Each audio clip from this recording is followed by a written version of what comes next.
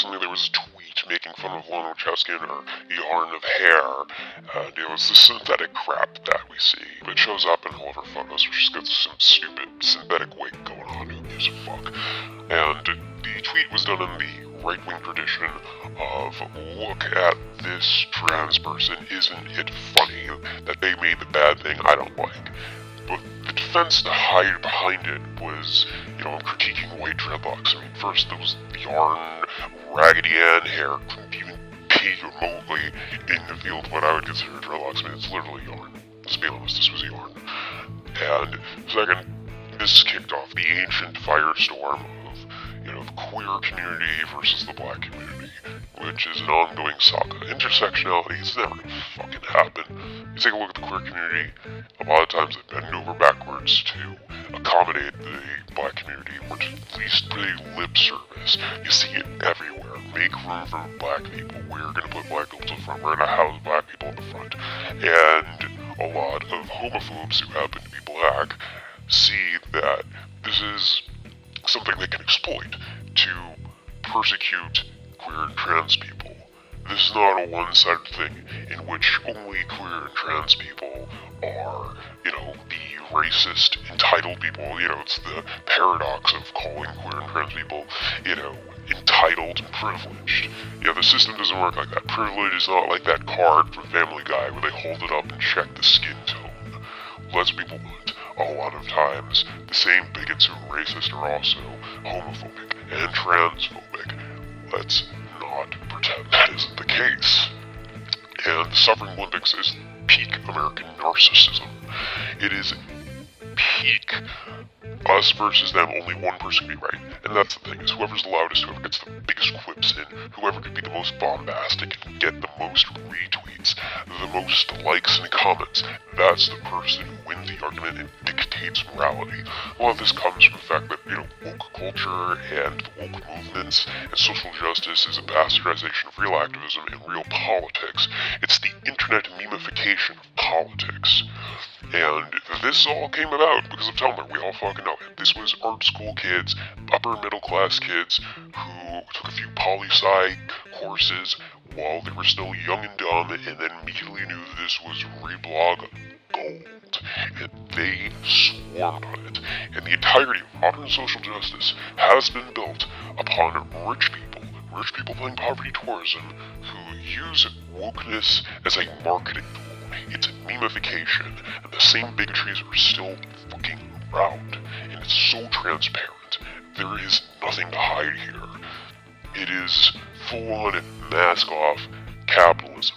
This is like that episode of Black Mirror, the one from the first season, the only season that was good, where the guy lives in, a fucking dystopia, and what does he do? He, has had enough because of stupid reasons, and he goes on a reality show, and he holds this bit of glass to his neck, and he goes on a huge rant, he'll kill himself because of how horrible the place is, and he rants, and he wins the reality show contest, and then it becomes like a TV show, and everyone watches it. And that's what woke culture is. It's the complete capitalization of activism. And the us versus them complete lack of intersectionality just shows how foul and fake it is.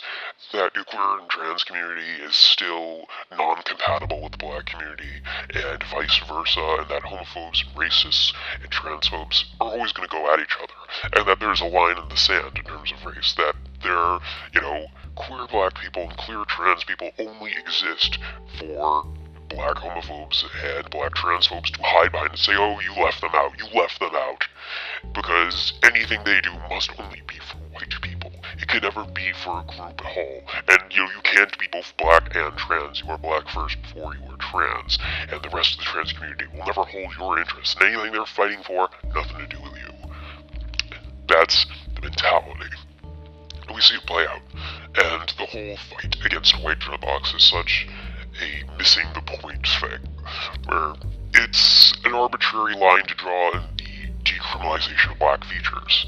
It's the general persecution of blackness is much broader than that, and this is just one little thing. And there's the American narcissism of saying that alternative cultures like punk got it specifically from the American black community when this came in through ska, this came in through Jamaica, this came in through punk, and that's how it saturated alternative culture, and it was done as protest areas. Remember, Bob Marley, what was going on there? Let's not forget about the persecution of,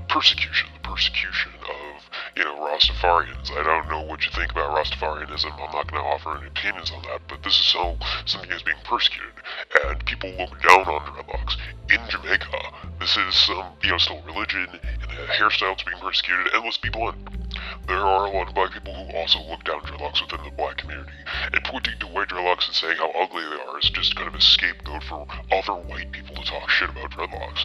Let's be honest, that's what it is. It's just an excuse for them to shit on black features. And whenever someone who is white crosses that interest line, that culture line of being interested or being enthralled by or wanting to have something to do with black culture, it is a swarm moment. It is a moment where they can become everyone's emotional punching bag, where white racists can, call them the W word. It was a very, thank God this died. It's no longer around. Back in the 90s, they used to have a variation of the N-word, W word, white N-word, and that's what, white people call any guy who was, interested in black culture. Like, if you were wearing a do-rag, that's what you were, so they'd call them racist terms. And then within the black community, it was open season. It's like, oh, you care about our thing? You were interested? We must be exploiting us. No other fucking option. Time to make you our emotional punching bag. Take it all out on you. You just volunteered. Because there's that line in the sand, and that culture line in the sand is still there. This goes back to Marcus Garvey, back to African movement. It goes back to Malcolm X wanting to fucking split off and be like, fuck this, we're just gonna, move someplace, buy out a black community, and separate ourselves. It's that classic, what can white people do to help us? Nothing. And a lot of activists of that era realized that this was never going to get anywhere, that drawing a line in the sand only appeals to rich white people who want to play white savior. Like, I hate to break it to you, but, white people who say, I hate white people, they're not your friends, they're not your allies, but they are narcissists who think that they're an exception to the rule of pick me and most importantly plain white savior. These white people go, I hate white people. The plain white savior. They think they are so goddamn important, and that they're going to be the ones to personally end racism, and they take black talking points, and they take black causes, and they take that shit and run with it for social media points and to pursue their own bigotries. There's a lot of self-hate and, inner persecution within the queer and trans community where they go at each other and they'll take any petty excuse to make each other into punching bags. Let's be honest. That's what this is. And, you remember when Rob Zombie made his Halloween remake and everyone blew up because of his white dreadlocks? Remember that? Well, that never fucking happened because he was a man. He was a cis man. And he could get away with it. It's like cis men can get away with that shit. It was the same thing with Al Jorgensen of Ministry. It's the same thing with, Jonathan Davis of Korn. Nobody ever calls them the fuck out because they're men.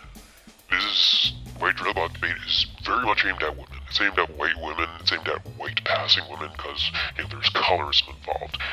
What is the color cutoff before you're no longer allowed to have locked hair? What is the color cutoff? What is the ethnic cutoff? If you're a light-skinned, East Asian person, are you white? Like, here's a question. Do Jews count as white? Because, in Europe, that was not the thing. Here it wasn't a thing. There was a huge amount of bigotry against the Irish, against Germans. That was a huge thing. There was Germantown. They were considered lower class, just workers to be thrown away. You take a look at Pennsylvania, throw them in the mines, go work yourselves to death. That's why they call it Dutch country. It's because they just work these Germans to death. They were cheap immigrant labor. The concept of whiteness is a lie. It's always been a fucking lie. It is a fake out. It's this cheap line in the sand that was arbitrary. It was drawn based on nothing more than skin pigment, and it's a very new invention.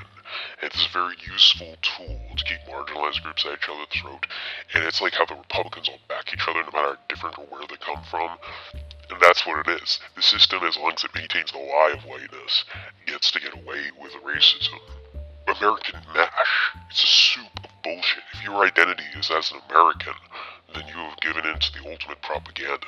You know, it's like people who are immigrants from other countries don't really see themselves that way. You know, those original immigrants who came here viewed themselves as Italian or, you know, Irish. They viewed themselves as Jewish. They didn't go into this until America brainwashed them and took them in and said, no, it's us versus them. And it's always been people at the bottom rip each other apart. You know, you may hide behind the bad faith arguments that, you know, oh, you don't get it, or anything, you know, white people say is complete null and void. You know, you're part of the system.